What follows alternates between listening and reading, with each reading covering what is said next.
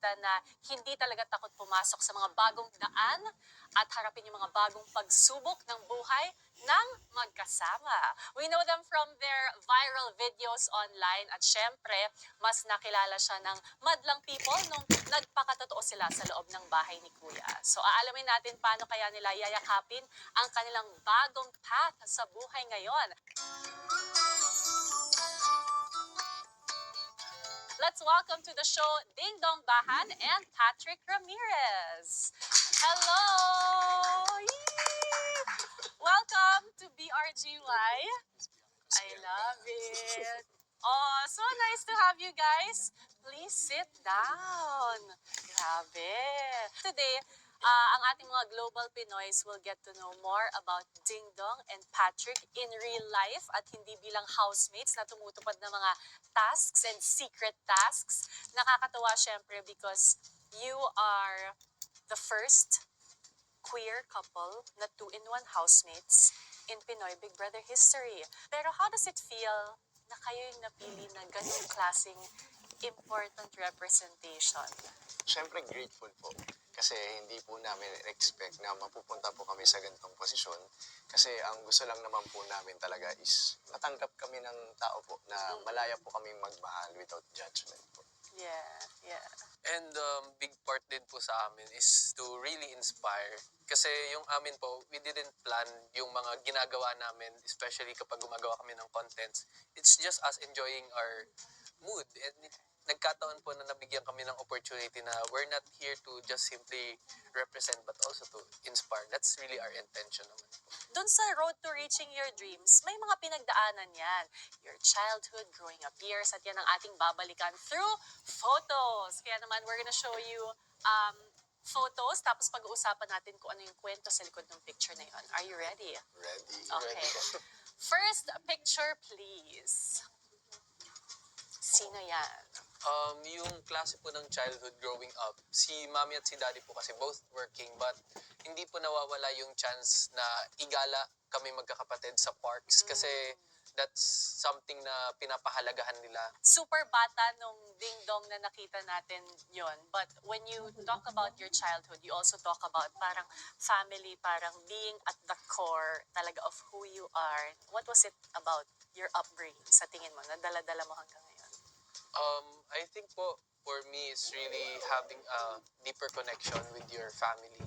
Kasi, at the end of the day, marami ka mang pagdaan ng challenges or marami ka mang hardships na pagdadaanan. It's always your family na una mong supporter, unang makakatanggap sa'yo despite na iisipin mo na baka hindi sila pabor, but as long as mapaliwanag mo sa kanila, ma-articulate mo, they will always understand you because it's family. Very close and open ba yung relationship mo with your parents? Like, nakaka-share ka ng anything? Or very parent and child na parang medyo may authority, ganyan? Growing up po, parang, nung elementary and high school, even nung college, parang it's a parent and child relationship po. But nung nag-enter na po ako ng work, parang dun po mas naging open and na-realize ko na habang tumatanda ako, parang doble na tumatanda yung parents ko. So, dapat mas close ako sa kanila. Siyempre, kung may baby picture, si Ding Dong, meron din tayong super throwback for Patrick. Let's see. Malaki-laki na, hindi na 1 year old. Oh. Okay, kwentuhan mo naman kami sa masayang family photo na ito. Well, itong picture po na yan, birthday po nung bunso po namin na si Kurt. And wala po dyan yung father namin kasi OFW po siya. So, parang since elementary, nasa ibang bansa na po talaga siya. Tapos, bihira lang po siya umuwi and bihira lang din po kami makaspend ng Christmas, birthday po, kasama po siya. Pero paano ka naman minold nung growing up years na ganon to who you are now? Siguro natutunan ko pong maging somehow independent pagdating po sa mga desisyon ko. Pero naando naman po yung guidance nila. So, kahit ganun po, tinitake ko pa rin naman po yung mga advice nila. And I'm sure super proud sila ngayon seeing where you are now. Meron tayong next photo na gusto ipakita. Let's see kung sino naman ito.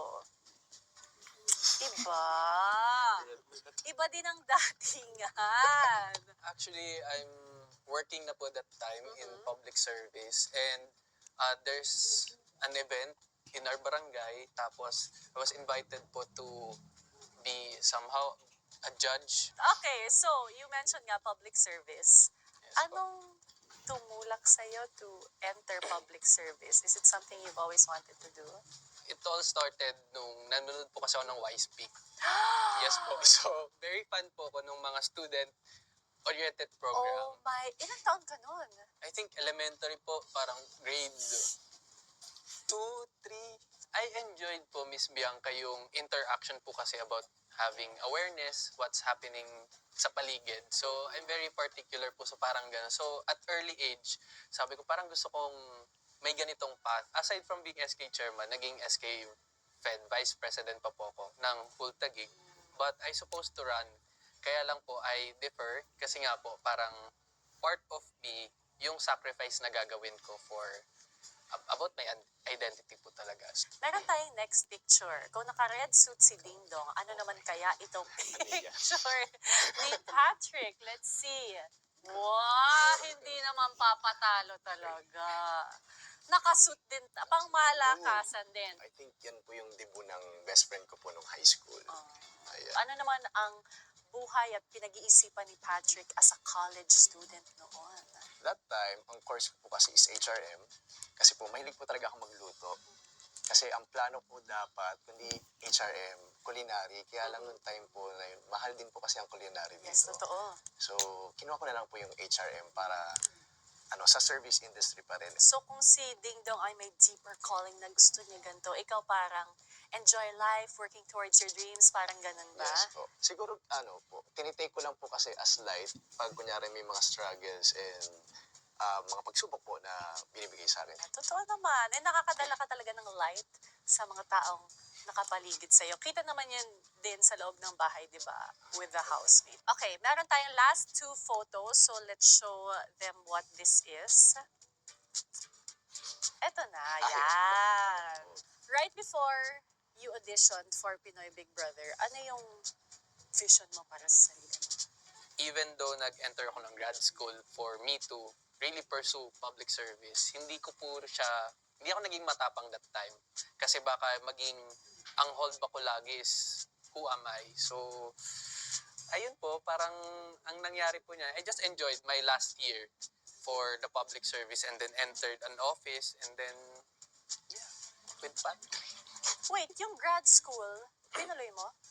I had to defer po. For 1 semester na lang po. Okay. Since nung naisip po namin to audition for PBB, parang sabi ko, sige, hindi muna ako mag-enroll. Let's try lang. And then it so happened po. So, yeah, 1 sem na lang po. And then graduate na po. Okay, syempre meron din tayong last photo na ipapakita. And of course, this is of Patrick. Oh, yan talaga yung pinili. Bali yun po yung kauna-unahang travel po namin na na-invite po kami. Yeah, As content creator, Yes, si Dean. po. Ay, in fairness. So, work trip Work po a yan, bit. opo. Okay, so of course, this was taken before your housemate Yes, po. experience. And at that time, content creation, ano din ang vision mo for yourself? Businessman po talaga ako. So, nung time na yun, bukod po sa pagbibusiness, gusto ko rin po talaga pumasok sa showbiz industry. Well, before, natatanda ko po nung high school, nag-try po akong mag-enter sa entertainment, siguro a year. Pero grabe po kasi yung pressure that time. Kasi po nung time na po na yun, confused po ako sa identity ko. So, takot po ako na parang malaman nila and ma-judge po ako. And ang hirap din po kasi mag-pretend na hindi naman po ito. Yeah. Grabe, no? Nakakatuwa to see yung little glimpses. Kasi I'm sure ang dami nyo pang pinagdaanan growing up to shape who you are today. Maraming salamat. Palakpakan natin Ding Dong and Patrick for joining us here on B. Sasamahan tayo ng 2 bisita na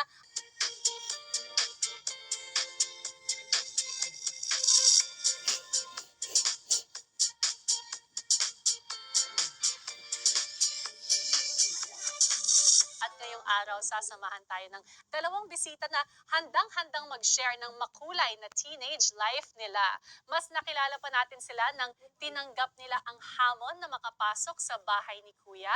Bakit kaya sila tinatawag na determined daughter ng Camarines Sur at low-loving apo ng Occidental Mindoro? Paano kaya nila nakukonquer ang teenage trials na hinarap nila as they prepare for adulthood? Let us all welcome to the show Clarice Villamor and Kanata Tapia. Hello! Welcome to BRGY!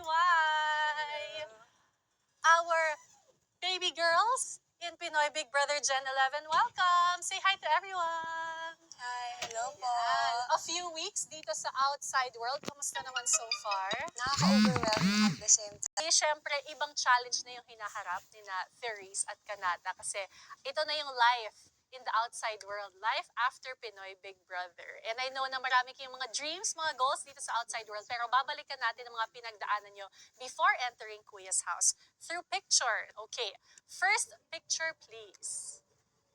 Cute! Cute naman ang baby girl. Kamsur back in Mindoro. Nasa bahay lang, na relax ka lang, wala kang iniisip. Kasi